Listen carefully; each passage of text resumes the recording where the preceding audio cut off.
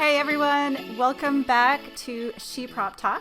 I'm Beverly from Down & Creative Studios, and today I have a super special guest. I'm so excited that she said yes, she was available to talk to me. I have Heather from SmoothOn here today. What's up, Heather? Hey, what's up, Beverly? I'm so glad you're here. Thank you so much for spending some time with me to answer some questions that come up a lot in our SheProp group and in every group that I'm a part of.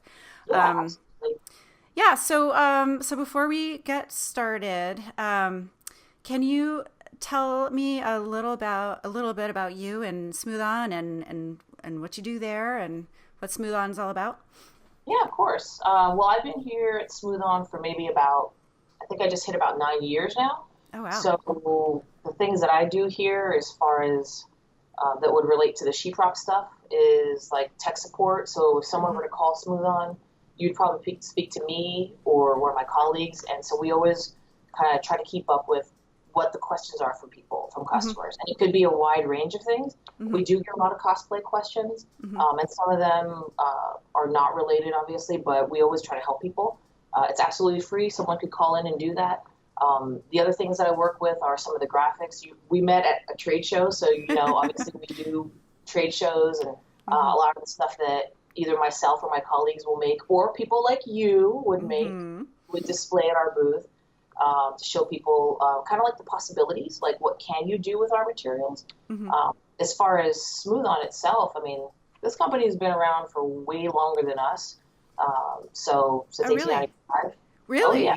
Oh yeah. Not doing all the cool stuff now. Right. It started off differently with like epoxy adhesives and things like that. But then eventually things started moving along, and obviously you can see that we have silicones, urethanes, expanding urethane foams, expanding silicone foams, coatings, adhesives, colorants, powders. I mean, honestly, you name it, we probably have it, or we might be working on it. But a lot of it is also multi-use, because it's not really like it has to be just for cosplay props or things like that. You can also use it for medical devices, concrete applications, honestly, you name it, food safe applications, blah, blah, blah.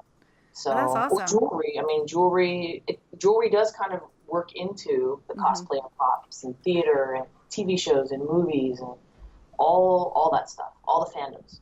Yeah, it's pretty amazing. I didn't realize how much of a wide span, I guess, of products and different kinds of uses that we probably use your products every day, or at least get Well, exposed to I them mean, or see them on in movies and absolutely. Pretty much all of the different movies and TV shows, True Blood, all of the zombie TV shows like Walking Dead, Marvel, DC movies, all those.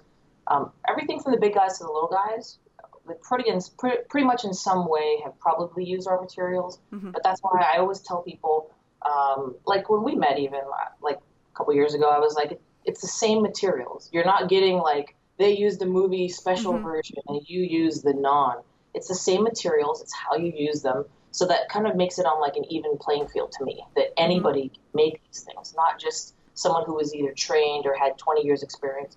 Anybody can make them. And that's where we come in, is we try to tell you, what do you want to use? Try that. What's your ultimate goal? Try this one. yeah. Sometimes we don't know. We're like, try it. We're not sure, but we try to guide you so that you save time and money, etc., and have fun. Yeah. Yes, absolutely. Having fun. I have always appreciated how accessible you guys are, and how your website's also really, really informative. Like you can find a lot of tips and tricks and videos and how-tos and the MSDS Yeah, the sheets, SDS, yep. the safety sheets, Yep. to just make sure you're doing everything Yep. safety wise correct.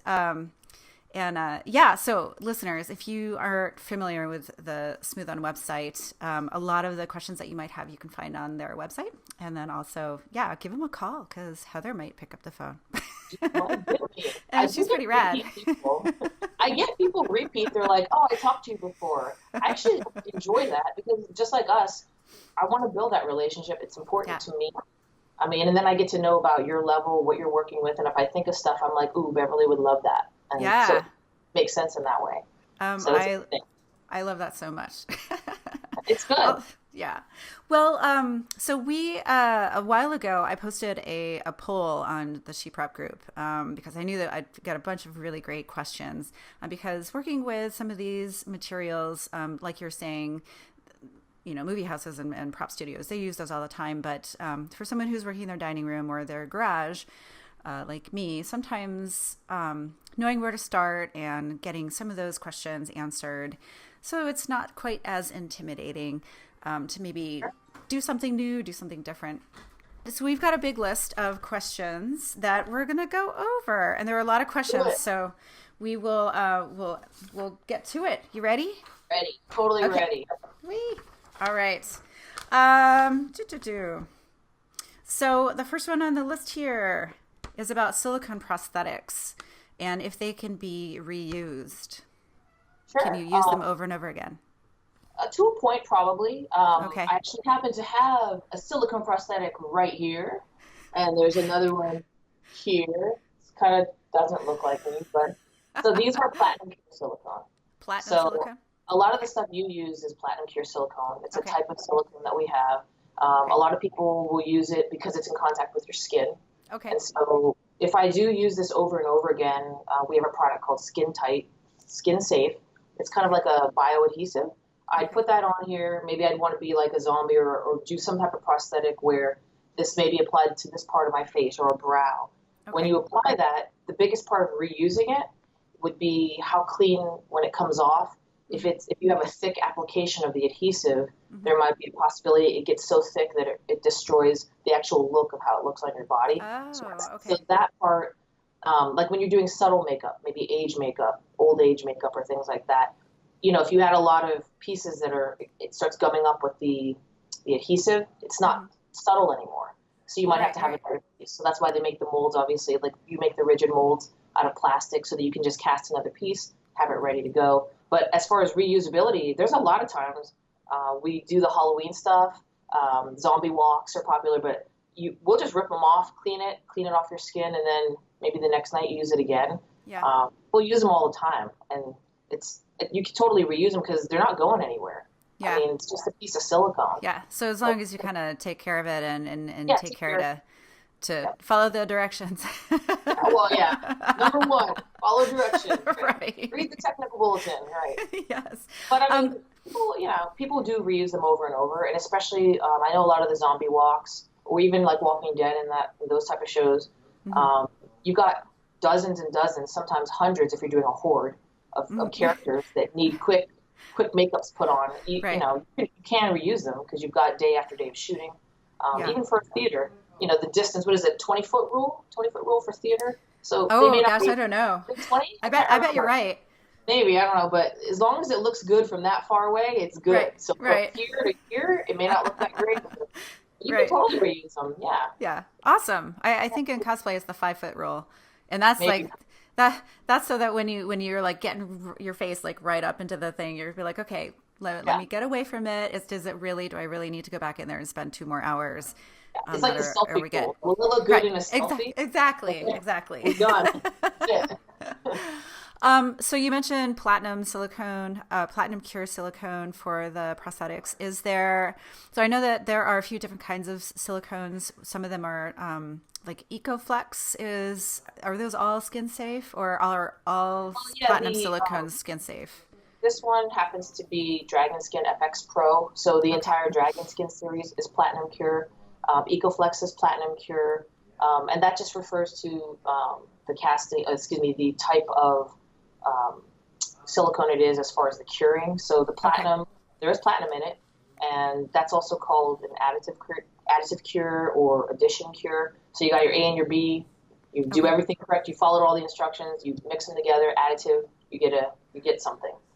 If you do tin cure because it has tin in it, you can touch it, but you're generally not having it for prolonged skin use because of tin in it.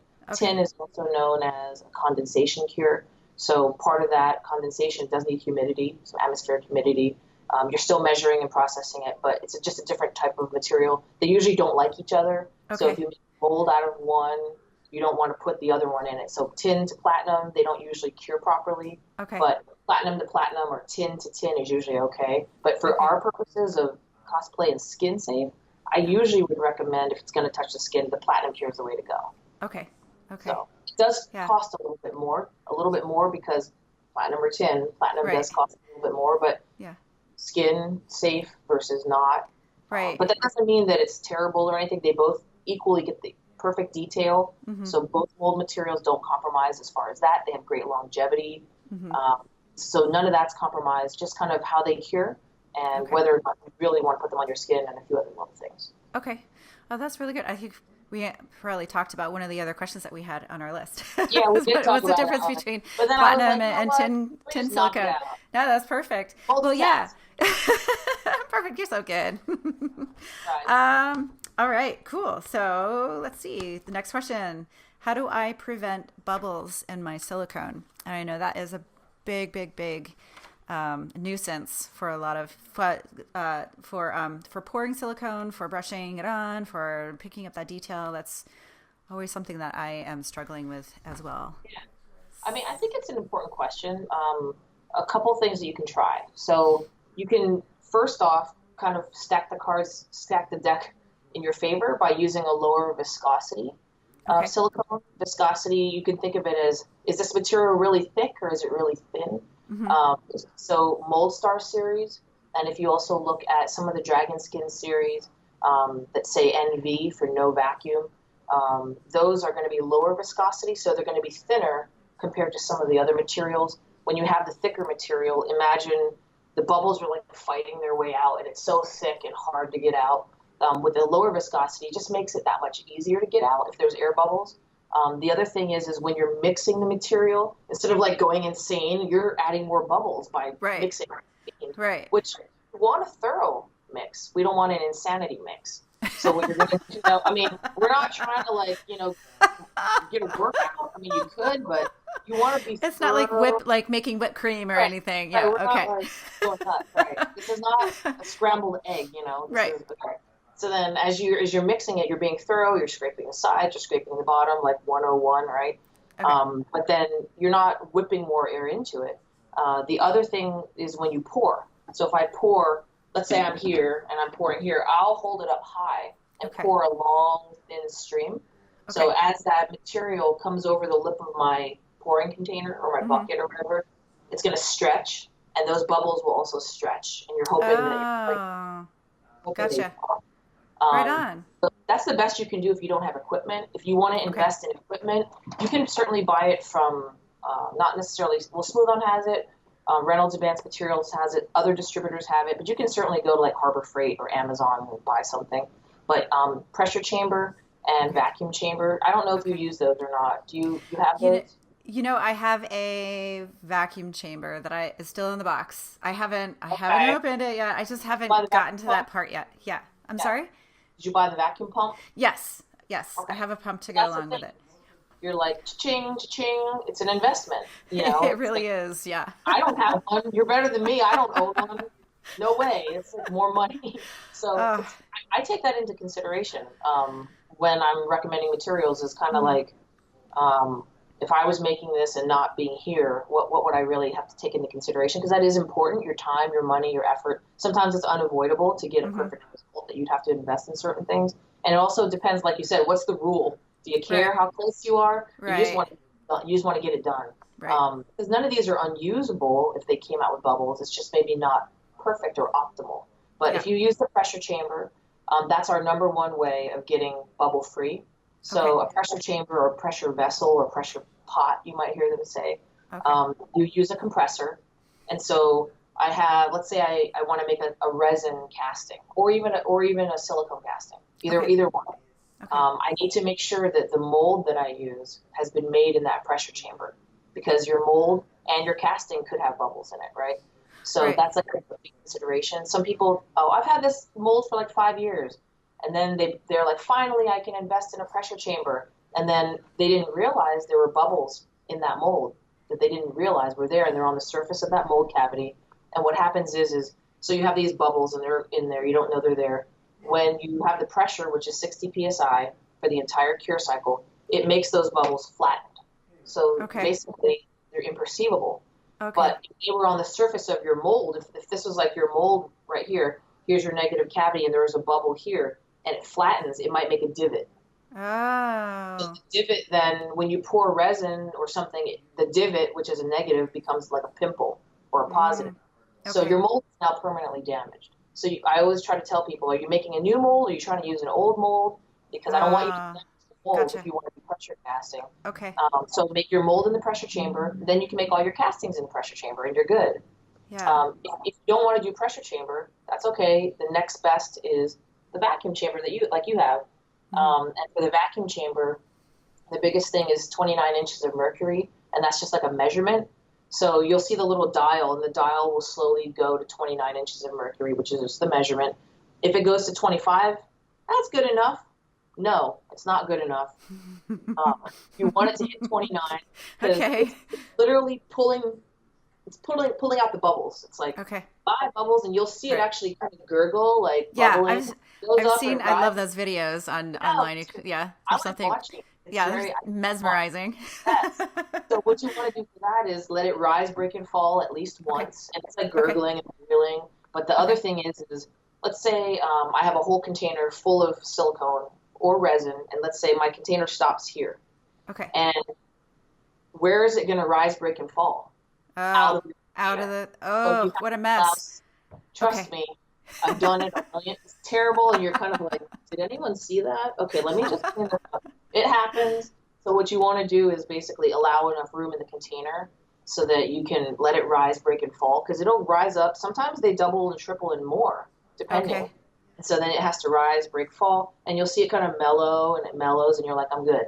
And when you basically turn the vacuum pump off, and it settles, you take it out. You still don't want to be starting to like pour like an insane person, because then you could still get bubbles from Right. pouring all crazy. I mean, we're not making brownies here. You're gonna Pouring all sit there, crazy. you're gonna still pouring a long thin stream. Just be Okay. patient. Okay. And the whole time in your mind, you're like, what's the pot life? You can't do this if your pot Right. life is 30 seconds. Right. Right. Yeah. So you can't be like, well, what happened? And it's like, did you read the tech bulletin and whatnot? So Right. you want to Okay. make sure you have enough time, because the pressure chamber, the vacuum pump, all those type of things, it takes us a little bit of time to like come to the temperature.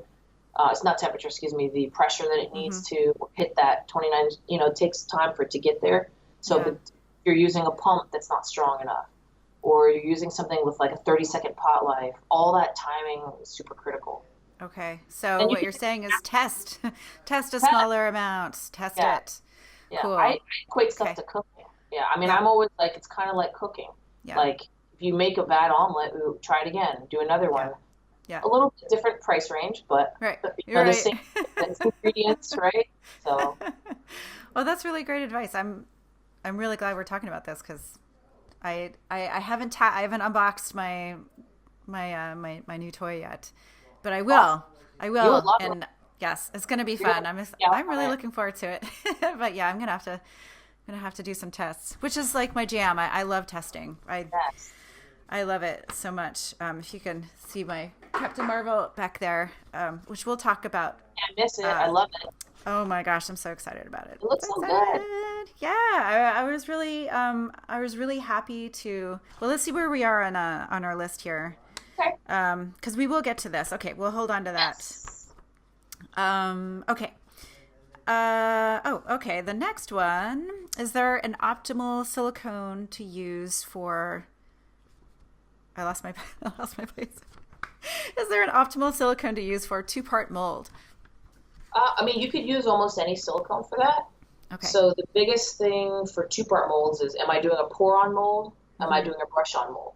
So if you're doing a pour-on mold, then we have mold materials like the Mold Star series, Dragon Skin, almost any of them you can use because you can just mix it and pour it. If you want to do a brush-on style mold, that particular series would be like Rebound, very simple to use, but you can still make a two-part brush-on mold. The biggest thing between the two parts of silicone, so let's pretend you have like your two parts, your top and your bottom, or however you make it. If you make the first half of that mold and you don't put release agent for the second half, sometimes it becomes a one-part mold. Yeah, I've done So that. that's critical. I've helped friends try to cut them open, like where they think the seam line was. We don't know why. So we troubleshoot ourselves all the time. It helps Yeah. everyone else because we're like, what did we do? Yeah. But with that, you might, when you apply the release agent, you would use Ease Release 200 or Mm-hmm. 205, follow the instructions, spray brush spray. The biggest thing is like, don't get too excited because then people, like, even Calm myself, I'm down. like, let's go, let's do this. I mean, we're like, that's the thing is we all love doing like a lot of this stuff I made and also my colleagues have made, but we love it. We're into it, but also don't rush that because if you want your mold to last longer, or you want the two pieces to separate, give it like 5 minutes. Maybe I sometimes wait longer out of paranoia. So 15 minutes I'll wait a Yeah. little bit sometimes, but 5 minutes should work. And then that release agent is set up and ready to go. The other thing is when you're doing it, registration keys. I don't know if Yeah. that's you've made these type of molds before. Yes. Yes. I think I forget which. I think I was. I took a deep dive into your website to learn how to do a brush on mold. There's actually really great, you guys, listeners. There's some really great short videos on how to do that. So if you're making a helmet, or if you're making anything that has to have a cavity on the inside of it, or like if you're thinking, well, I'm just going to pour some resin into this thing and kind of slosh it around, that could be a brush on mold. You'll save a A lot of. lens, if the Yes. lens is curved, Yep. you might want to Exactly. capture the curve as well, the concave as well as the outside, as opposed to something that you Right. don't care about what the back looks like. So you might Yes. do that. But helmets are super popular. Masks and helmets are super Yep. popular for that. Um, Yes. the other part too is, I mean, if you don't use a registration key type of setup, your mold could have weird alignment, but the registrations just kind of think of it as like male female parts, negative positive. So then they fit, and there's no other way for this mold to go together, and it makes Mm-hmm. the seam lines reduced. But let's say for some reason, I always tell people it's not the end of the world if your two-part mold does stick. You're gonna cut it out Right. and do it again, or you're Right. just gonna. I mean, the world won't end, but optimally you don't have to do that. But I mean, the videos on our website, if you go on smoothon.com and you just on the keyword area, I'm always like, let me get there quickly. The fastest way I can tell people, I'll either type in two part, two dash part, two part mold, those type of things, multi part mold, and then the whole listing will come up. And they are pretty short. We want to keep people awake, so Yeah. we don't want Right. to Yeah. 20 minutes long unless we have to, but we try to make them pretty quick. And they usually will list the materials that are used also. Yeah. And if there's any question, I always tell people I'd rather help you pick the materials before than solve a problem later Right. because that's your time and your money that you're spending. And so Yeah. I don't care if it's a pint kit or 10,000 gallons of material. It's still important to me. Mm-hmm. So definitely give a call and just be like, is this right? Because Yeah. I have no problem telling you that's wrong. Yeah. Just to make sure that you Right. have, someone told me, I read in a forum, this type of stuff. A lot of people have really great advice, and Mm-hmm. sometimes people get lucky that something worked, but it's not repeatable. We Yeah. want repeatable success for you, Right. Yeah. assured success if possible. So give us a call. It takes 2 seconds, and then you're good to go. Perfect. So this is a question that I'm really interested in knowing more about. And I always feel like, okay, so number one, whenever people ask me a question and they preface it with, I know this is a really dumb question, but like, okay, there are no dumb questions. So I have to follow my own advice right now because this question was actually my question that I put on the poll. What is the difference between silicone and urethane? So it is a deep question, and it's Okay. also, I think, project specific. Okay. Or application specific, why you might want to use one over the other. When I look at a urethane rubber versus a silicone rubber, there's also urethane foam and then Mm-hmm. urethane resin or plastic. And you'll Okay. hear people say polyurethane or urethane, same idea. With silicone, we don't really have like a silicone resin, so there's no equivalent there. But we Okay. do have a silicone expanding foam. But when I look at the two of them, for myself and how I might explain one or the other. Silicones tend to last a lot longer in what I would call your mold library. So Okay. your mold library is like behind you. You might stack all your molds. Yeah. You might have drawers you pull out, and it's like all my molds are here. So Oh, that's your mold library. that sounds It's like your fabulous. shoes, right? It's like I your would shoes, right? I would love to Right. have that It's for my shoes. I would love that. Yeah. Well, I'm going to visit customers and like I love it. I'll go into this beautiful place and they have it all perfect and I'm like, ooh, yes, I love how you have your stuff, your molds stacked and they're so organized.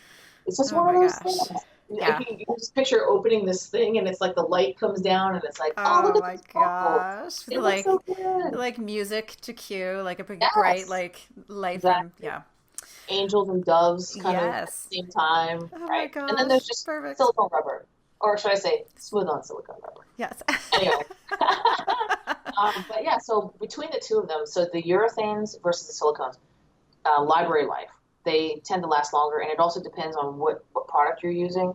Like the Dragon Skin and the EcoFlex that we've talked about, platinum cures, those can last probably longer than we're going to live. They can Yeah. last decades, many, many decades. Okay. But think of it also as like a pair of shoes.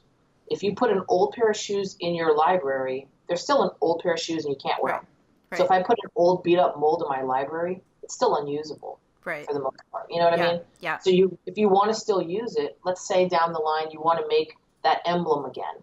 Mm-hmm. Don't put an old used up mold that you couldn't use today in the mold library. Yeah. But if you want in 20 years to use a platinum cure silicone mold like Dragon Skin, Mm-hmm. put one in that still has life in it. You could come back to it and use it just fine. I have molds from when I first started around 9 years ago. They're perfectly fine. Oh. When you look at the Umu series, Umu is a tin cure silicone. That particular chemistry is unique. You might only get a year, maybe two. Oh, It's okay. just a different chemistry. But some of the other ones that are tin cure, like Mold Max, Mm-hmm. those you can get 5 to 7 years. And it's Okay. all dependent on how much did you beat that thing up. And Right. that's also production life versus library life. Production life would be like, how many times am I casting into it every day? Uh-huh. I'm doing 20 pours a day. That you're going to kill that a lot more quickly than 20 pours in a year. Sure. You know, so Right. Or one. yeah, Or one pour. right? Or did you use release agent? You know, Right. or did you Yeah. not? Whatever. Right. So using release agent makes the mold last longer because you just lubed it up. It's like Yeah. eye cream. Yeah. You don't have to use it, but you want to use it. Keep that sexy longer. Use the eye cream. Use the release. What are you saying? Am I too close to the camera? Are you seeing All I know, if I'm lines? pixelating, I'm good. Don't worry about it. It's all good. It's that 20 feet rule. Is it 20? 5 feet? 10 feet? Yeah, exactly. Perfect. Let me just scoot back. I'll No, just come like back. this the whole time. So can you pour resin into a urethane mold? Yes, yeah. Okay. Oh, and also to answer the rest of your question, the urethanes versus the silicones also. The silicones, to me, they're a little more supple and they have a higher heat deflection temperature. Okay. So, you know, platinum cure, you might get 450 Fahrenheit as far as the heat deflection temperature versus maybe a urethane that's a lot lower. You might be in the mid to low 200, 150 to maybe 180, 200, depending. So whatever your goals are, if you need a higher heat deflection temperature, you might want to go silicone versus urethane. If I were to hold two of them together, the same shore hardness, which is a whole other question probably. Mm-hmm. If I were to stretch one versus the other, I always feel like my silicones are a little more supple and more stretchy, elastic. The urethanes are bendy and flexible, but they're not as stretchy to me when I use them. Now, there's certainly people who, maybe I make like a Batman outfit or a Catwoman outfit. Yeah. Maybe I want it to have that kind of leather-like texture feeling, so I use a urethane rubber. Okay. But a silicone, I might do something, or I want it to really move subtly with my face if I make prosthetic. So those silicones capture the subtleness a little bit more because they're more flesh-like in certain, depending on the ones you use, which is why we can help steer people in the right direction for that. But other than that, urethanes, you said, can I put a resin, a urethane resin into a urethane rubber? The other reason why they're separate is also silicones, they're like the best for release properties. I could pour resin and not use a release agent, I'm good. If I pour resin into a urethane, it's going to bond. So you have to, for instance, like universal mold release. Okay. Otherwise, it's basically like glue into glue. Okay. So you can't really do that. So you're pretty much almost always required to use a release agent with a urethane rubber mold versus a silicone. Cool, I can pour that all day and not really worry too much depending on what you put in it. Right. So that's a huge positive. If people, let's say it's going to take me time to make a resin piece of sculpture, a urethane resin sculpture that I'm going to paint.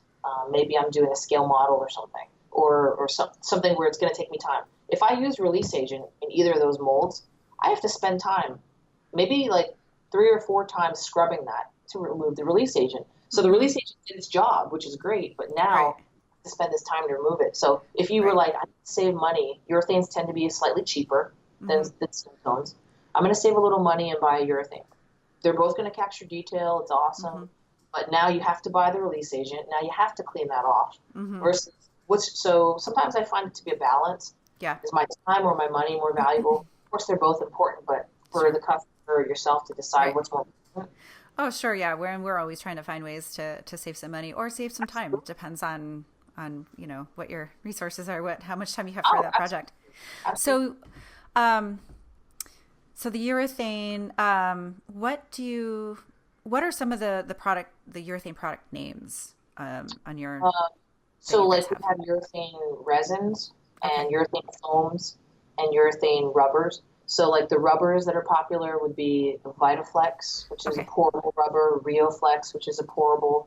I might use RioFlex if I'm making just a casting. Maybe I could even pour gypsum into it or plaster into that if I wanted to. I could pour wax. I could make soap. I could make candles. So blowing your mind. So the cool thing is they're very versatile. The VitaFlex is popular. I might do like a concrete casting into that. Maybe I want to make some stone veneer or something out of concrete. Boom. But at the same time, those same mold rubbers that we're talking about can also be used for castings. So I can make gaskets, or I can make maybe I want to make a fake handle, you know, out of rubber instead of like using wood. I want to make a replica. So even though most of the time they're used as mold rubbers, that technically you could use them also as casting materials. Okay. I think I've seen someone use VitaFlex for armor, which I have. Which that's something I'd like to try. I have a little trial kit of that stuff. Really excited to. I think remember the Simpact. Yes. That one's like one of my favorites. I love Simpact. Super abrasion resistant, impact resistant. You could use it for LARPing. You could use it for armor in general. But it's like I could hit that thing, and it's like okay, and it's a little bit flexible. Little supple there, You make it thick enough, it'll hold its shape, but then still bend. Maybe I want to make a training knife or something. Sometimes people will do that for practice. I like that. That's my little. So that's all you get. Done. It's done. But like, you know, that's me doing my little. But then it'll bend and not snap like a piece of plastic would, and you're not gonna like totally make someone go to the hospital necessarily. Right. So could you make like a sword? Could you pour a sword and using that kind of material? Okay. Now, cool. some people, depending on the length of the sword, just to give you an example, I do have. Oh, you have a sword. So this is actually made out of our Simpact also. So you can see it does have a little flex to it. Yeah. You may not, we have 2 different ones, but the firmer one won't flex as much compared, and it also depends on how thick you make it. The handle is resin, so we can have a combination. Some people, depending on what they want to do, maybe this whole thing is soft foam, pretend, but I need it to not be floppy. So I might embed like a dowel rod in there or some type of reinforcement. Sometimes they leave the dowel rod to like here because then you can bend the tip and not just like stab somebody. Right. So there's reasons. Which is not nice. Yeah, exactly. I have this guy here. This is made out of urethane foam. So this is my little hatchet guy. So it's a little wobbly. If this wobble, like say I'm doing a haunt, we actually have a lot of haunts that use our materials. Maybe this is too wobbly and it breaks the fantasy of that this is real. Right. So maybe they make this out of a rigid foam, and then this is out of a soft foam. Oh, that's so cool. It really it depends on the project, because if it's just on display somewhere, who cares if it's out of foam? Right. Exactly. But with this type of thing, I mean, I can't tell you how many people have hit each other with this, and it's still viable, because it's made out of flexible foam. So it is definitely fun to do. That's really cool. Stuff, but it depends on. That's why I say it's not. Sometimes people are like, "Tell me exactly what I want. I need to know." Sometimes it's project to project, and sometimes it's it's like you said, budgetary, or Yep. sometimes 20 things will work. You Yeah, just want for to figure sure. out what works for you. Yeah. Can you, so this is on our list. Can you paint urethane? So can the sword and the hatchet Yeah. there, they look like they've been painted. Yes. You can do it a couple different ways. Some people, they'll add color intrinsically. Sorry about that. That's okay. Turn that off. I had my thing off. Okay, let me start all over.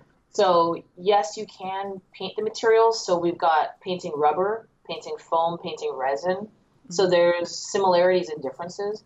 So if I was going to paint a urethane resin, we'll start with resin, plastic. Okay. Okay. So I pull it out of my mold. Did I use release agent? If I didn't use release agent, I could prime it and then paint it.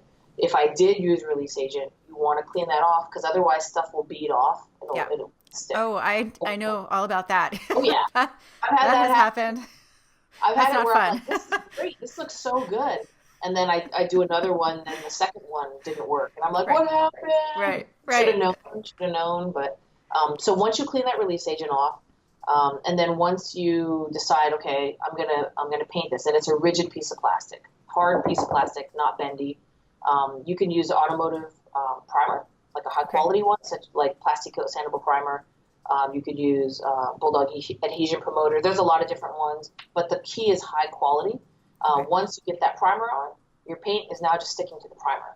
So we Yeah. usually recommend enamel or acrylic paints, and Okay. then it's just basically you're doing art at that point. You could use an Yeah. airbrush, you could hand paint it, whatever, use a toothpick, whatever you want to do.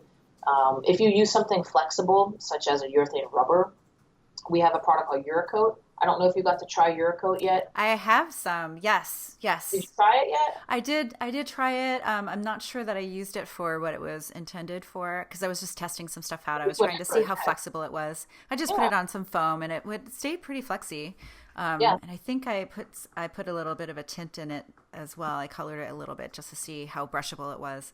It's pretty thick. you totally could. Yeah. Yeah. I mean, when you brush it on, you probably would end up doing layers, I would say, because we have a Yeah. couple different coatings that are good. We have the Uracoat, we have that Epsilon Pro. We've talked about a bunch of different things in the past, you and I. Mm-hmm. But the Uracoat is a flexible urethane coating that's rubber kind of. So if I have a rubber piece because rubber, you want it to move generally. Mm-hmm. So if it was a rigid piece, it Or doesn't matter. foam. Or foam, Or exactly. foam. Flexible Yeah. foam, flexible Yeah. foam. Yeah. Yeah, you want it to flex and move. Mm-hmm. So you could use something that has a flexibilizer in it, t-shirt paints, puffy Mm-hmm. paints, because Mm-hmm. those all will move and flex with it. If Yep. you use something that doesn't have that, it tends to crack Yeah. or flake off, which, like I said, if it's something that's just sitting there, the paint doesn't matter. But when you interact with it or you're walking like you do, you're walking through like all this crowd, people are bumping into you. It's not even you. Other people just bump into you. You spend all these hours on something. Right. Get good paint. Get the paint that works. Right. So definitely something flexible that will move with a flexible item. Mm-hmm. With these, you can use the Uracoat as a paint, and if you read the tech bulletin, we talk about thinning it out. Mm-hmm. You don't have to thin it out, but you can. The other option would be coloring it what we would call intrinsically to give it like a base coat color. So if any paint were to come off, it wouldn't look so glaring. Yeah. It wouldn't be obvious as much. So if this was a brown handle, I might color this dark brown, Mm-hmm. and then maybe I add some highlights or depth. So if something flaked off, it would still be kind of brown under there. No one Right. would see it. Yeah. But yeah, the biggest thing would be, to me, the biggest thing is removing the release agent, because people Mm-hmm. forget that. And I find it to be very time consuming. So for me, the balance is no release agent sometimes, because I want to sit there and remove it. It's not that it's difficult, it's time consuming, and you Yeah. want to really spend time cleaning that off. Yeah. If it's a piece of resin, you could use something like Cascade dishwashing gel and scrub Mm-hmm. it, really good. Mm-hmm. You could sandblast it with beads if you have that in your back room. Oh, that's fancy. Blaster. Yeah, I don't have that either. I don't have these. that. I got these. I That's got it. my hands. Me Right, too. exactly. Or an old toothbrush. I've scrubbed with an old toothbrush before, and it's like work. Oh yeah. So Oh yeah. It is. it's really Yes. good because you do extend the life of your mold, which is amazing. But then finding the balance. But then once it's cleaned off, the surface is ready. Prime it, paint it, good to go. The So foam's the same way, flexible. Flexible paints if you're using flexible foam. okay. You can add fabric medium to pretty much any acrylic paint as well, which is, it just comes in a bottle. It kind of looks like any kind of paint. You can get it at Amazon make or your own wherever. t-shirt. Yeah, exactly. Yeah. Yeah, I know that one of the biggest questions and the biggest things for cosplayers is how do I seal my EVA foam, but still have it, protect something that I can paint, but also something that can stay a little bit flexible so that I can move around in it. Yeah. So what would you recommend? So there's two main things. When we talked about the flexibility part, there's that rubberized kind of flexibility, which the Uracoat would lend itself to. I have two pieces here. They're small, but I don't know if you can see them. So this is just craft foam, simple, skinny little craft foam, or you could use the foam mats or the big foam rolls, same idea. So on top of this, I don't know if you can see it. This is my really shiny. Yeah, it's got some little shiny little flecks of our Cast Magic in there. It's a purple. I love Cast Magic. Me too. So fun.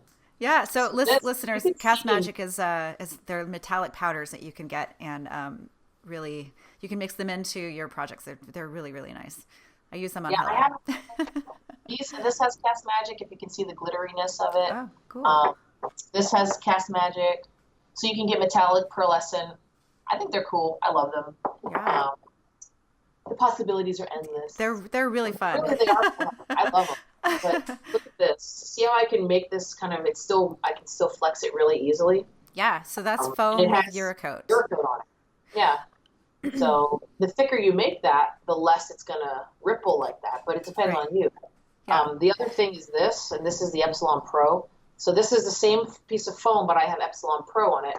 And you can kind of see, I can't really bend that. This Epsilon Pro is an epoxy. And the epoxy is basically a plastic. But you apply it in thin layers. I always tell people, if you do one, because the con is like in 2 days, so you don't have time. Yeah. One will get you there, but it will crack. Yeah. 2 coats this is like, to me, the bare minimum.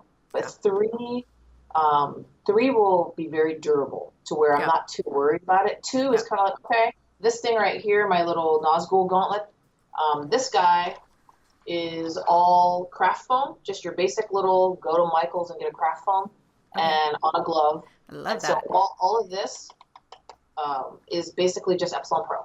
Okay. And so that's where the armor part, the metal armor came from. But I could have done 5 coats, 3 coats, 1 coat. I did 2 coats onto this. It's fine. Just depends which one. So you can sand Epsilon Pro, but you can't sand Uracoat. Right. Am I right? Yes. Okay. All of the urethane plastics, and also the epoxy, which is Epsilon or Epsilon Pro, because they're plastics. I could drill it. I could sand it. If I make it thick enough, I could take it to a belt sander, or hand sanding, whatever you want to do. Dremel it, because I've added texture before with the Dremels. You could also, depending on what you're doing, attempt to do a rubber, but it gums up because usually if you take it to a belt sander, the heat. Oh, sure. I could drill a hole through a thick. That's an awesome smell too. Yeah. Yeah. Okay. It smells, and always wear your dust mask. Always wear your protection. Don't breathe in that dust. Right. Protect yourself. Yeah. Yeah. But you could drill.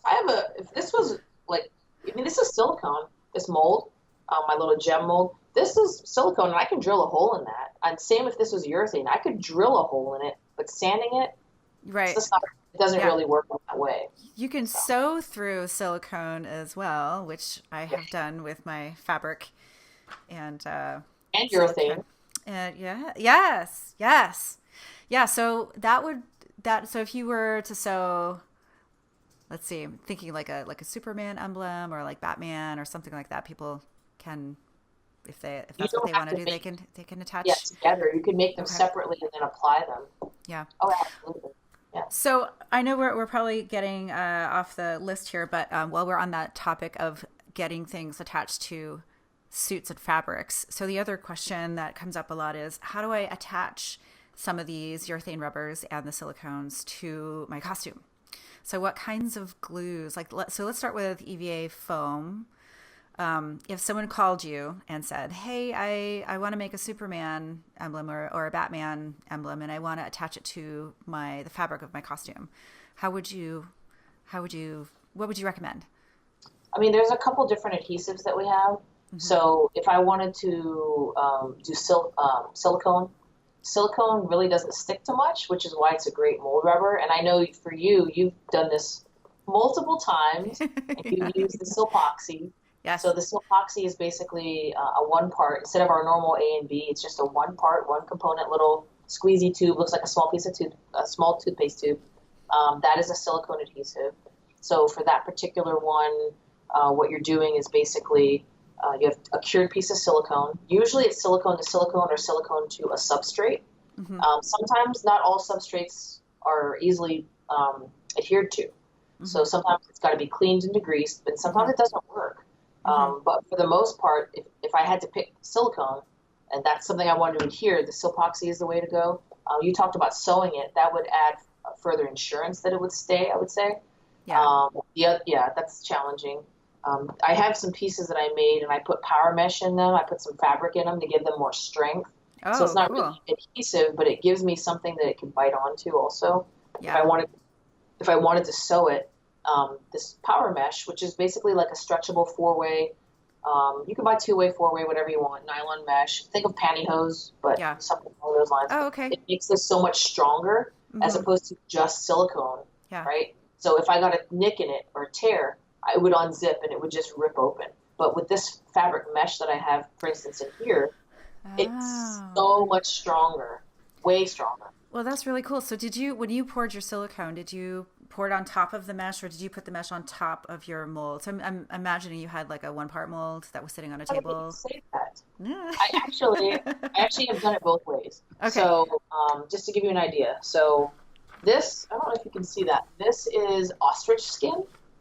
Oh. And so this is so you can get really good detail. So this gray piece here, the white that you might see on these edges is the power mesh sticking out. Oh, okay. And I didn't trim it on purpose because I wanted people to see it. Yeah. And so what I did is I put a very, very thin layer of the silicone. I used Dragon Skin FX Pro. Okay. I laid that in while it was still tacky. So the pot life is still open, still tacky. I had pre-cut my squares out to match this. So I pre-planned, I did a whole bunch of these, and I pre-planned a whole bunch of them. This is actually like reptile, like alligator skin. Anyway, but I waited for a minute because if I let it, it's a balancing act. Because if I do it too early and the pot life is open for a long time, it might sink. Yeah. Okay. So I kind of waited a little bit till it was a little tackier, and then I just glided on and put my power mesh on there, which is like my stretch fabric. And then if you want it to just be like that and be happy, you can let it go. But I then mixed up more and poured a little on top to encapsulate it. You don't have to do that, but I wanted it sandwiched so that the back didn't show it because you don't really see it. But this is still super thin. Yeah. I mean, it's crazy thin. Now, if you don't care, I saw it.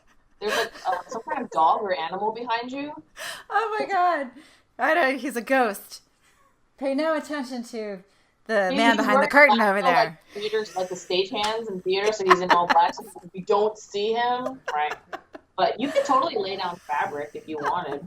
Put it down. It's up to you, really, what you want to do. And you could do 5 sheets, 2 sheets, 1 sheet, whatever you want. But it's going to add thickness. Yeah. Oh, that's great. So I'm my next project after I'm done with Captain Marvel is I'm going to be making Doc Ock. And Sweet. my idea, and I always do this to myself, Heather. I'm like, how can I make this as complicated as possible? So I'm thinking, I know.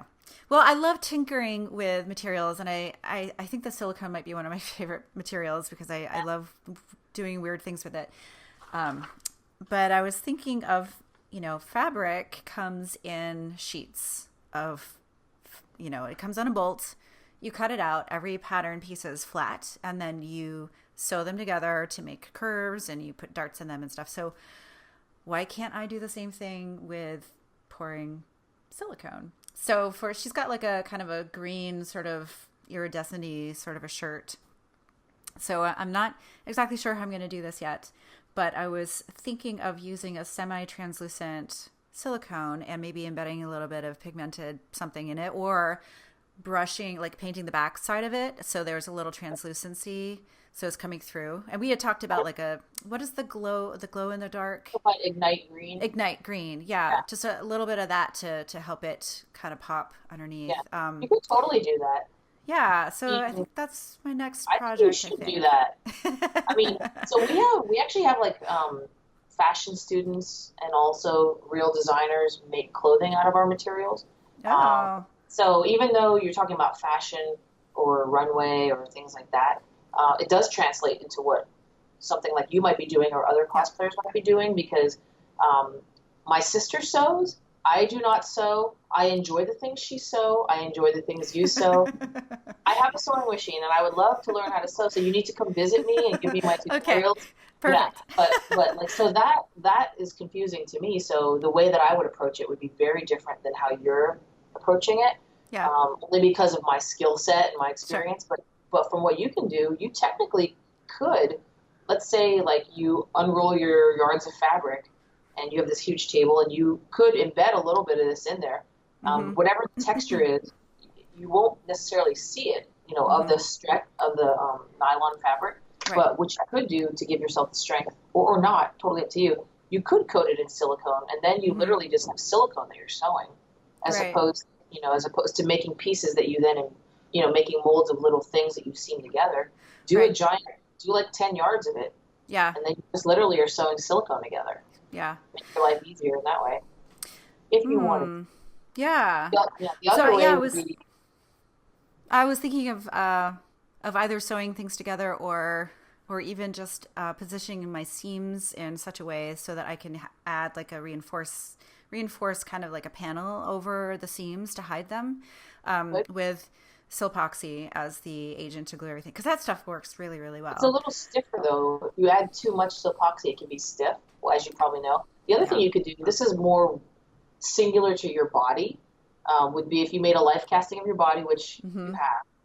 So now let's say I don't have one of those yet.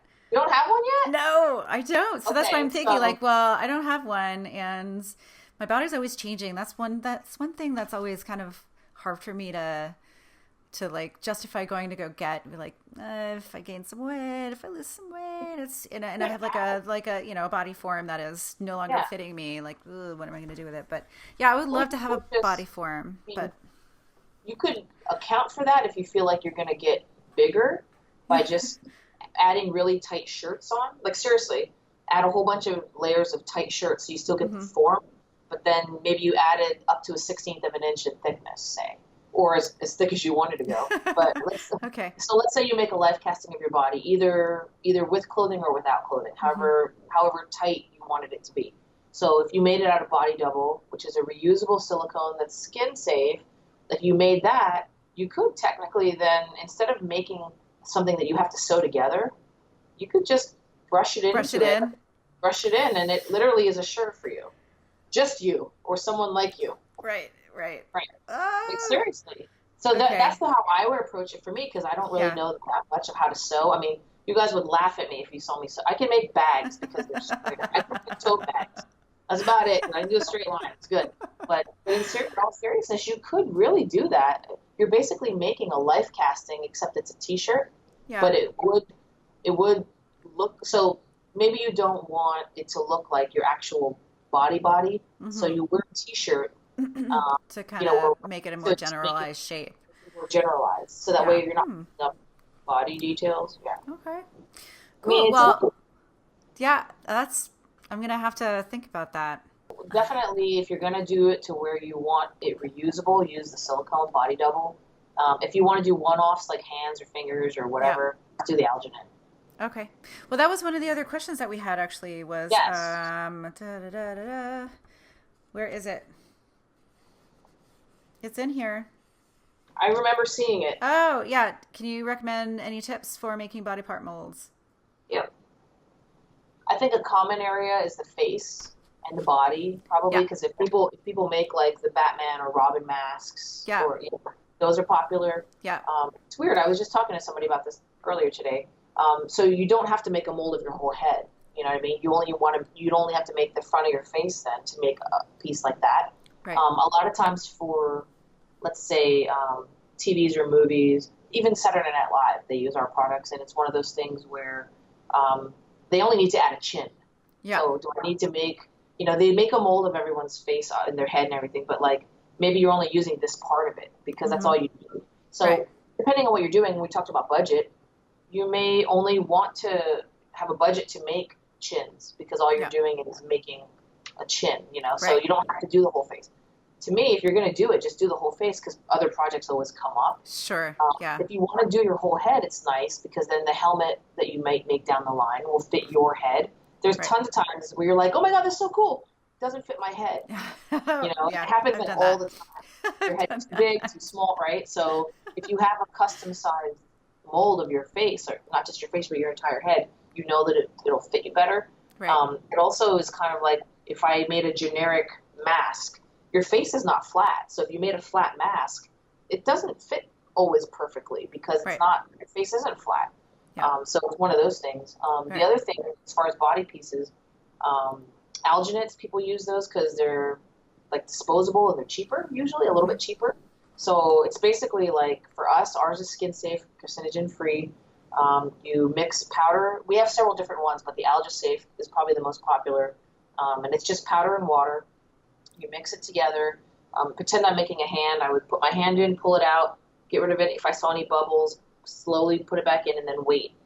So you're saying pour the mixture into a container that is big enough to put your hand in, and then I was doing a hand or fist or whatever I wanted to make. Okay. Yep. Pop it in. You're good. Some people pretend I was doing maybe like we talked about Halloween and stuff. Maybe I just want a whole bunch of dead fingers. You could do something like just your hand or fingers. I've done it for I've done ones like this of Lifecasting, so I can put candy in there. Oh, there's that's weird great. things. There's things that people make, or maybe sometimes you make something really cool, something that's part of your cosplay, but you don't know how to display it. Mm-hmm. So there's you might make a Lifecasting of your head to put your helmet on. Oh, You have 20 helmets you've made over the years. What are you gonna just keep them in your closet? Make some life castings and put them on display. I mean, there's ways to showcase things. You might have made some type of armor piece, either a gauntlet or something like that. Well, make molds of your body or somebody's body, and then you can display. You can display everything. Oh, that's and cool. So it fits perfectly. So it depends on what you're doing. But the silicones are generally for reusable molds, because now you've made a skin safe mold that you can reuse over and over again. Also, you have more casting options. Sometimes it's not really cosplay-ish, but sometimes people will make a pregnancy mold. But they want to make the casting out of maybe bronze. They'll use our materials to do a cold cast bronze. So you can't do that in alginate, so sometimes you have to use a material because of what you want your final outcome to be. Right. So thinking backwards is really good of what do I want my final outcome to be? Let's walk backwards to see what I need to do for it. So if you want your final piece to be a prosthetic out of platinum pure silicone, don't buy urethane rubber because you can't pour platinum silicone into urethane rubber. It won't cure properly. So thinking backwards or, from what I want my final, going backwards, it really helps with that part of it too. And call Heather if you have any questions. Yeah, happy to help. Stop by. I would love to stop by. You guys are in Pennsylvania. We're in Macungie, Pennsylvania. Macungie. Cool. Macungie, or as Siri says, Macungie. Macungie. So it's like Macungie. I'm like, okay, girl. You got it. So is SmoothOn located anywhere else? Isn't there a location in California? We have or is that a Reynolds? Reynolds Advanced Materials. Okay. We have 11 locations in the United States. We have a number of other distributors as well. The Reynolds closest to you is the one in Kent, Washington. Yes, so happy that's there. Ugh.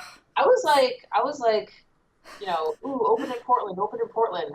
But then, for us, it worked better to have it in Kent and help. It actually helps people in Seattle area and also Portland area and in general. But depending on where you want to go, I mean, you would have had to go to North Hollywood to get your stuff before that one opened. Yeah.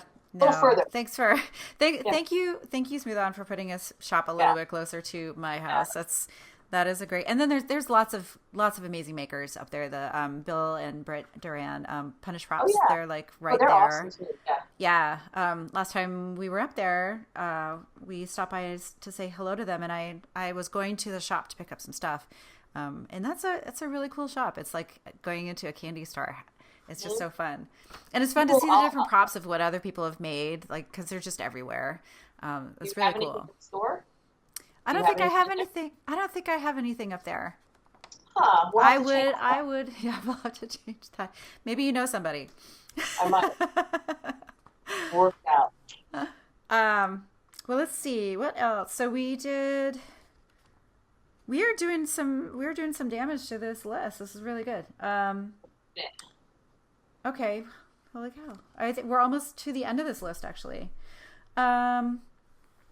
How can I practice without breaking the bank so I can use those techniques for the nice stuff later, which better projects later, for the final projects later. So what do you recommend? Because a lot of these products are, there's a lot of planning that you need to do to make sure that you're spending your money appropriately for the products that you want. But if this person would like to know what do you recommend practice wise? What are the options? So a couple things, and I do like when you call it practice or gaining experience or whatever you want to call it, I totally look at that as part of prototyping or part of the learning process.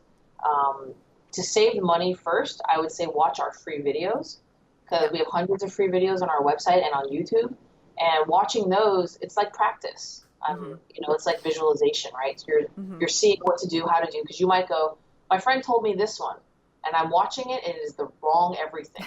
So watch the free videos, call us. That's another free thing, is calling us, because you might go, I read this forum, or I'm for sure that I need this, and then, oh, you got the name wrong, because something stuck in your head that was different than what you wanted to use. Yeah. And so let us help you. Plus, we have a lot of products that are called SmoothCast. SmoothCast, this. Yes. So it's easy to get them tongue-tied, even for us sometimes. And it's like, wait, use this one. So just kind of figuring that part out. Very different. A lot of them are very, very different. Yeah, they are. They can be, yeah. So other than that, like actually spending the money when you buy like the trial kits, which is like, I don't know if you see that. That guy's a trial kit. It's approximately 2 pints. It seems like the cheapest way to buy it, and in a sense it is. They're between $20 and $30 generally. Try to keep it around the same pricing. Depends on where you go and things like that. But when you're looking at those, it is a nice, quick, easy way to get into it. But if you really want to save money, price per pound things get cheaper with larger volumes. Yeah. So 1 gallon unit, 5 gallon unit. Sometimes 5 gallon unit is not in anybody's budget, but you might have some buddies.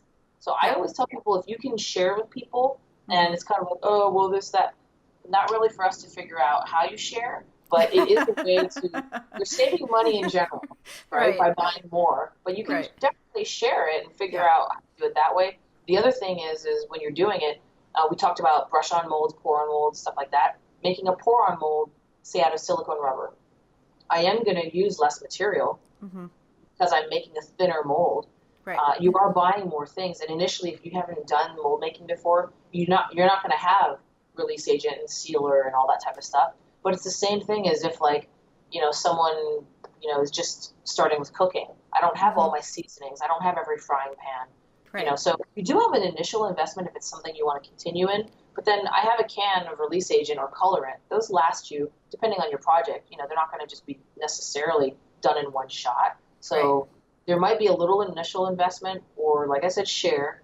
But doing the brush-on mold is a little cheaper because you're using less silicone. The other thing that you can do is, depending on how you want to do it, urethanes tend to be a little cheaper than silicones. But again, if your project calls for an outcome that's not going to work, sometimes it is what it is. Right.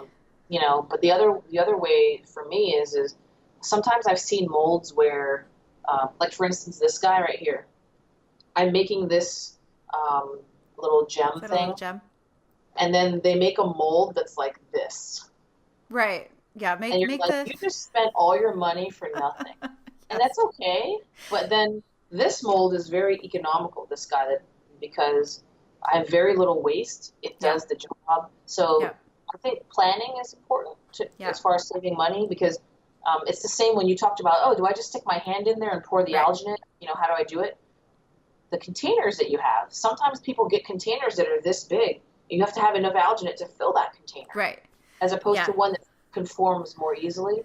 So sometimes the pre-planning part is a part of it. And I completely understand budget. Like, I'm all about budget, trust me. And it is challenging sometimes to fit the materials into your budget. But if you plan ahead of time, and we have calculators on our website that tell you exactly how much you know, it's an estimate, but it tells you exactly, like, here's based on what you give us as far as your volume of whatever you're making, how much we think you're going to need. I always say budget like 5 or 10% more, because you never know.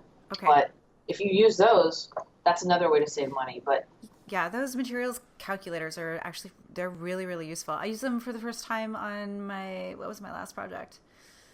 Was it Hella?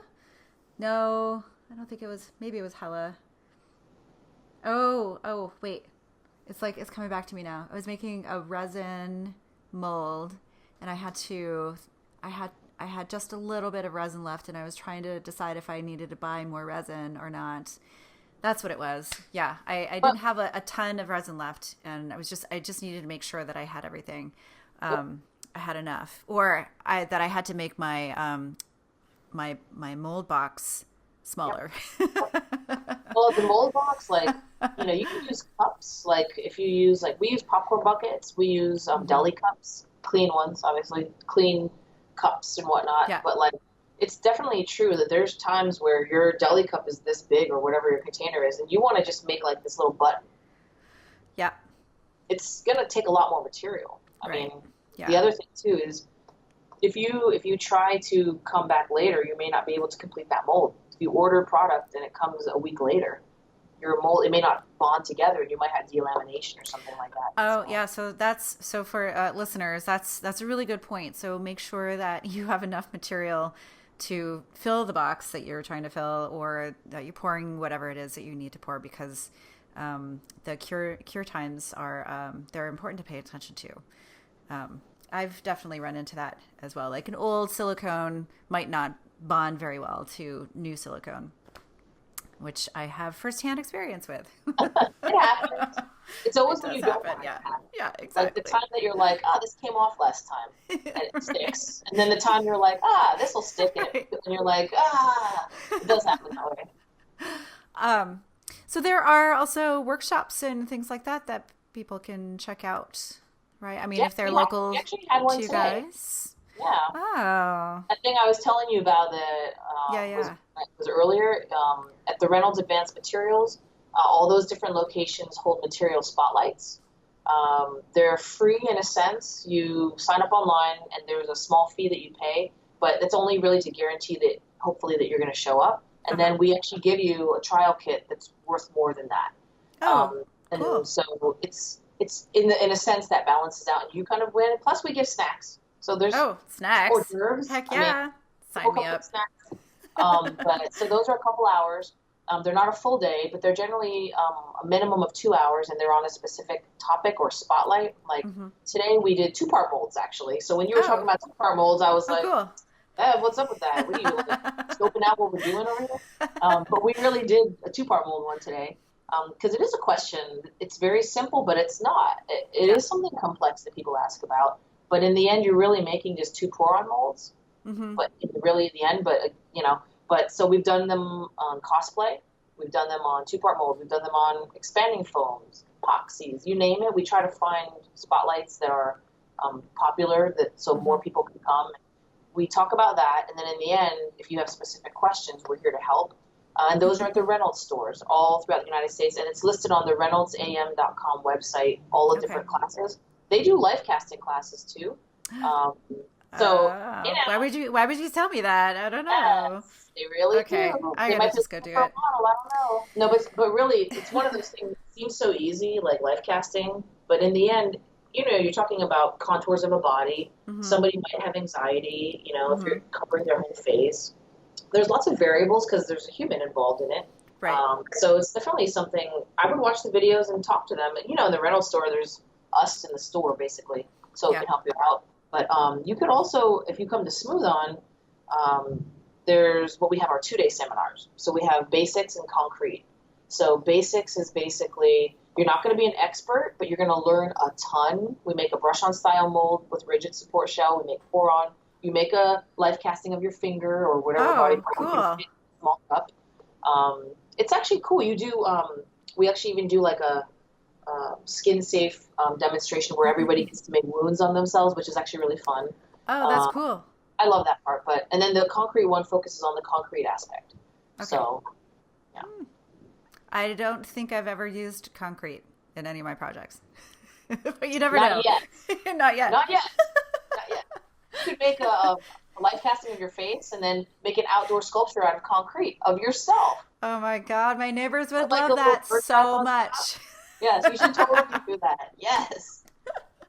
Oh my gosh. That would be great. Then I could like dress it up in like my costumes and my armor. Like people get those flamingos and they do them seasonally, but it would be. Oh my God.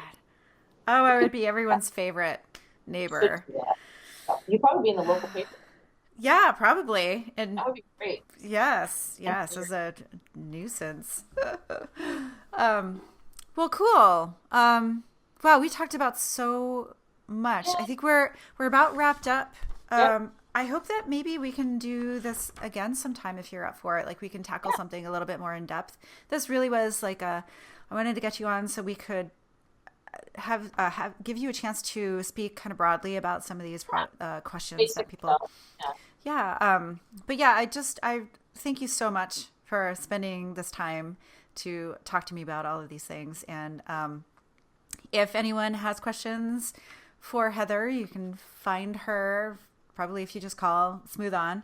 But if you do have a question about materials, I'm sure just call the number and whoever picks up the phone will be able to help. Our tech support is really good. Pretty much everybody has experience with lots of different things, but it's the good thing about our tech support is if there's something we're not sure of, I'll always be like, hold on, let me talk to my colleague. They might know. So we draw upon each other, which is really nice.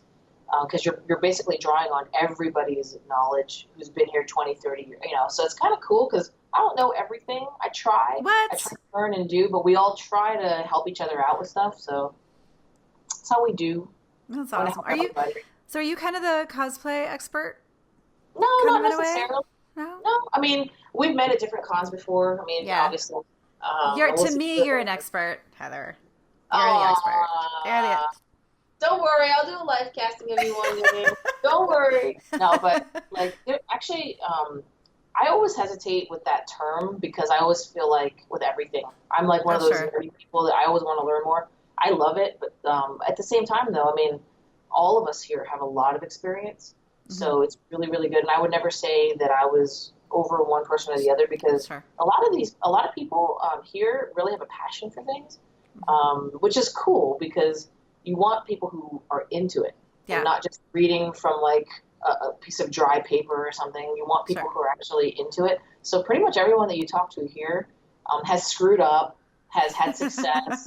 We test things. We're really in it. Like when you call, it really is us. And when we relate things to you, it's either something that's happened to us or it's something that we know for certain we've drawn upon from a colleague. So definitely for me, I love cosplay stuff. I wish I had more time to do it, honestly. I don't know how you do it. Like, you have your full-time job, and you do this, and you do... I'm like, how does this woman do this? I don't know how I do it either. I barely can mow my lawn, okay? So I don't have time to do stuff. You should see my lawn. It's terrible. I will not admit, that's for sure. But yeah, I mean, so definitely, I love all this stuff, and I do have experience with it, but I learn from you even. That's the cool thing is I watch all the videos. I love watching everybody's videos just to learn everything. And so when you see our videos, sometimes we're in the videos, sometimes it is customer videos that use our products. And you make videos too. And we want, for us, authenticity is really big. So we want people to try the product. Tell us what you think. Give us feedback. It does help. Like when you tell me, hey, do you have a product that does this? It would be really cool if you did. And I'm like, thank you, okay? Because, I hear that from 400 people. Right. Or so you never really know. But, so it is fun to hear all that kind of stuff. Yeah. Plus, I like hearing about your projects, so I'm looking at. Well, I certainly have some interesting projects coming up, and I'm really excited to finish this Captain Marvel costume because I have a very short video that I shot of me painting the silicone on the fabric, which was a method that you and I talked about like last year when I was making Hella. And trying to figure out how to best go about that. So for Hella listeners, if you haven't seen my Hella yet, I have a big write up on my website. I made resin molds and I poured silicone in those, and then I glued the silicone pieces onto stretch fabric with silpoxy. So that was a method that I used for that. But for Captain Marvel, what I'm doing now is actually painting EcoFlex, and you can use dragon skin as well, but it's semi-transparent, so it's not adding any color to my material. Painting that on both the fabric and the for both fabrics actually, and then just smishing them together, making sure there's a good contact, and then letting them cure. And I found that is working really well for me, and I can still sew through it. I can still attach it. So I did that so that I could have a little gold strip that I didn't have to sew onto the suit, because I didn't want to have like a top stitch, and I didn't want to have to do a satin stitch and like the sewing part. If I could not sew anything on this suit, that would be perfect. But it was actually really simple and really fast. Like the EcoFlex that I had, I have a really slow curing one, so it did take a little while, but there's some faster ones out there. But I think that the pot life was the thing that I needed. It was like a 20-minute pot life, and that was beneficial. So I could get all of my silicone on the one piece all at once, and then I didn't have to go back into it. You can apply heat. If you have a heat gun, that'll accelerate the cure. Oh, well, I didn't want to accelerate it. I wanted to make sure I had enough time to get all the silicone on there. So yeah, I set a timer. That's a good tip. Set a timer for yourself for like 5 minutes before your pot life is supposed to be I'll up. have my cell phone right there, and I'm like, click. Yep. Hey Siri, set a timer for 15 minutes. And then also I just want to mention that I'm going to be at a convention at the beginning of July. It's Cosplay America, and I'm going to be doing a workshop with showing you how to glue silicone onto fabric using silpoxy, which we talked about. And then also I'm going to do a quick demo on pouring the silicone so you can see how easy it is, because it's really easy. It's just mix, pour. And I'm going to have a mold of my Captain Marvel star that I'm getting. So I'm really excited about that, because I want people to use this for their projects. I got a really great response. So I think that it can be something that people can use if they aren't as intimidated. So hopefully after listening to this podcast, they will be more inclined to try something out for their project. Yeah. One thing, thank you, Heather. Thanks, Beverly. One thing, you guys, if you don't know Beverly, and we've known each other through the years a little bit, a couple of years, but something that I always found from you, other than, you're willing to get in the trenches, you don't mind testing and figuring out what works, but you always want to share your knowledge. Yes. And so what I like about that is that's how we are as well. We want to show you techniques. We want to show you how you can achieve things. Mm-hmm. And that's you. And I love that you do your videos and you're doing the podcasts, and also the ShePropTalk. And you're bringing people together, and I love it. Yes, I love it too. Really, thank you also. So I love it. Well, I hope I get to see you sometime coming up in the near future. Maybe I think somewhere. We will see each other. Yes. We will see each other. Sure. Cool. I'm so excited. So if you want to check out SmoothOn, it's smooth-on.com. Yep. And you guys have a YouTube channel, and then also all the videos are on your website as well. We've got all the different social media things, but YouTube is a good one because we have playlists. Yeah. It's just when you go on YouTube, just type in SmoothOn, and all different playlists. If you want to just hit go and not think. If you go on smoothon.com, my favorite. That's what I'm doing right now. No, when you go on smoothon.com, you can type in keywords, which I like. So if I want to type in Mold Star, it'll take me to all the things involved in Mold Star. If I type in, and I don't even pretend I didn't even know what Mold Star was, I could just type in TwoPart Mold, or Release Agent or something like that, or Help, or it has, what do I do? Right? You type in Beverly, I don't know what it does. Oh my gosh! But actually, if you type in Cosplay, it'll take you to all the cosplay stuff. Yeah, you guys have a section, don't you? We have a section for that. That's awesome. We're always adding, like we're constantly adding videos. If you go on SmoothOn.com, on the top, there's a button, a link that says applications. That way, if you don't know where to start, it's in alphabetical order from like architectural, cosplay, medical. It goes through. So if you're like, what do I do? Props, FX and props. You can click on all that. It makes your life easier. Awesome. Well, go do that, listeners. And thank you again so much. I appreciate it. I will see you soon. Yes, definitely. And once again, I'm Beverly from Down in Creative Studios. You can find me on all the social at the same name. And if you are not yet a member of SheProp, feel free to come on over and join our little group. You can find us on Facebook. And yeah, that's it for now. Thank you. Bye. Bye. Thank you. Bye, Heather.